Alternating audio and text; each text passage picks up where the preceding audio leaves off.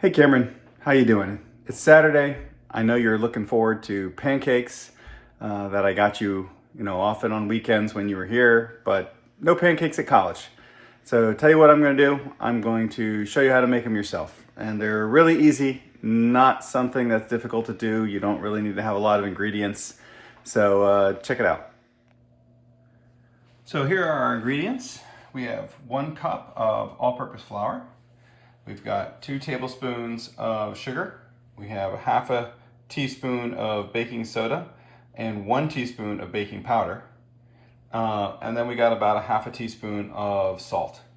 So those are all our dry ingredients. And whenever you're doing a quick bread type recipe, which is effectively what this is, you're going to combine all your dry ingredients together. Then you're going to combine all your wet ingredients together. You're going to mix them all, and then you're going to combine the wet with the dry at the very end. So for wet ingredients, we're going to have 2 eggs. We're going to have a half a cup of yogurt. And what I do is I actually get these little ones because even though they're a little bit more expensive, they tend to last a little longer because I don't use yogurt that often. So my recommendation would be, buy a couple of these or one at a time, however often you're going to use the yogurt. We're also going to put a half a cup of water and 2 tablespoons of melted butter, which I'm just going to melt in the microwave. All right, I combine all the dry ingredients together, and then I'm just going to whisk them real quick just to mix them thoroughly. No problem. Then for wet ingredients, there's a lot of theories on how to mix the eggs. I find just whipping them first to get some air into them is good. You can play around with separating them, but why would a college student do that? So just mix these, give yourself some air, and then I have to go melt the butter and measure the yogurt. Okay, so we're just gonna combine our yogurt and water, our butter, and our whipped eggs all together, and then we'll add it to the dry ingredients. Notice that melting butter in a microwave melts from the inside, so be careful. Don't put it on for too long or it'll explode and make a mess.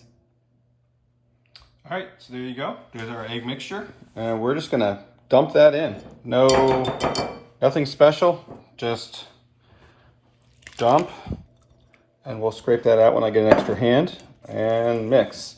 And what you might find is it gets a little dry as you're doing this, and if it's too dry, just add a little bit more water. It's not a big deal, just you want it to be a nice consistency. So this one's a little bit dry, so I'm going to add a little bit of water to this.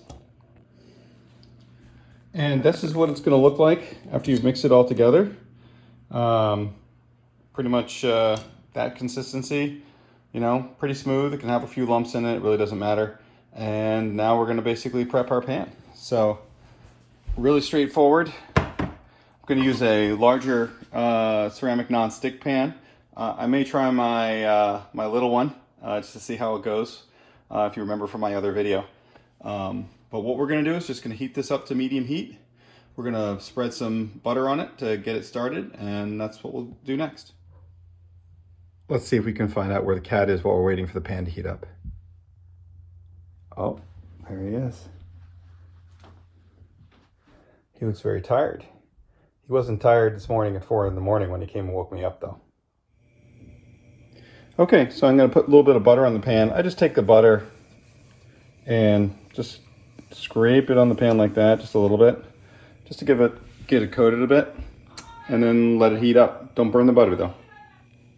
All right, so the pan is hot, so we are just going to scoop about a 1/4 cup and put it on strategic parts of the pan. Should be able to do about 4 for a pan this size.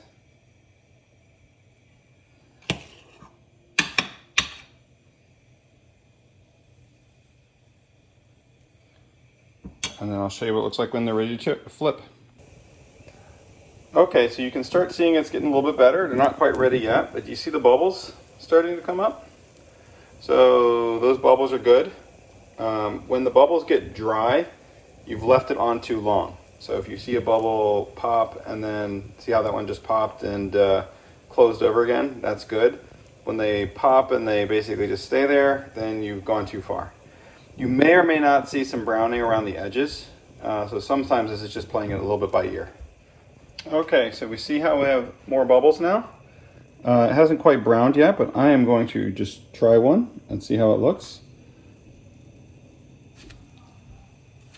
There we go, and that's looking pretty good.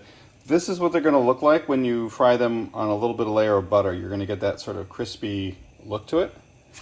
I usually don't use butter. That one was not quite done yet. I usually don't use butter in subsequent batches. So you'll see what those look like in a sec. Okay, I think they're probably looking pretty done. Let's take a look. Oh, maybe a little bit more on that one. But that looks good. Yep, these are looking okay. Okay, so what we're going to do is we're going to put these off on a plate. We'll start the next round. Okay, so I think these are ready to turn. Let's take a look at them. There we go. And you can see they look a little smoother after you've gone through the butter that I laid down. So if you like it with the butter, just reapply the butter every time. If you like it more like this, then just do it once and then you'll be good for there on in.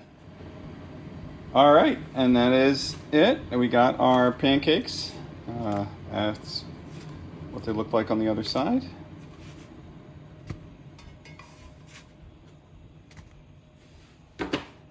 And you just repeat until you're finished.